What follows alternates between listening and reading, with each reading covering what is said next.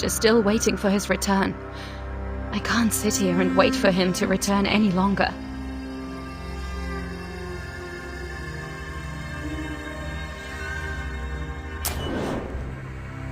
Father, I know you don't want me to leave, but grandfather went away.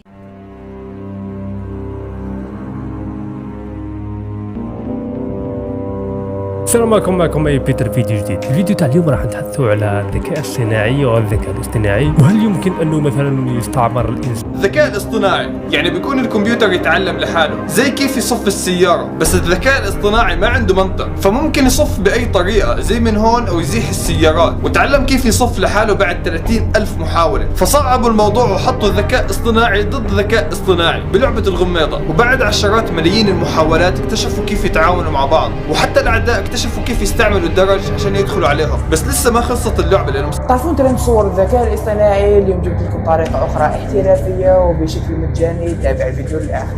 استعمرنا، هل هذا ممكن ولا لا؟ هذا الفكرة تاع الذكاء الصناعي بحد ذاته انه يولي يستعمر الانسان، هذا عندها وقت شويه. مثلا لو كانوا نشوفوا اشهر فيلم في الحكايه اللي هو فيلم ذا ماتريكس. فيلم ذا ماتريكس كاين منكم يعرفوا كاين ما يعرفوش. ذا ماتريكس هو كانت الفكره تاعو انه البشريه خدموا دي روبو، وهاد لي روبو هما زعما يخدموا الانسان، بعد احتفلوا باللي هذا الروبو اللي عنده وعي، يعني ذا بيرث اوف اي اي كما قالها مورفيوس. احتفلنا باللي الذكاء الصناعي ولا شغل مستقل، داروا له مثلا يمشي بالطاقة.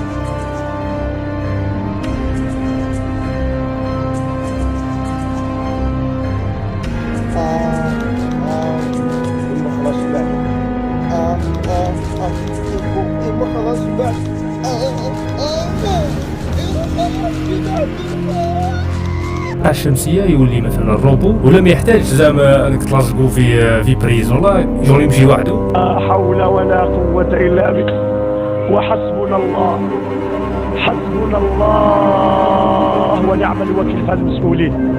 حسبنا الله ونعم الوكيل في هذول اللي يشوفوا العدو ديالهم ديال التربيه.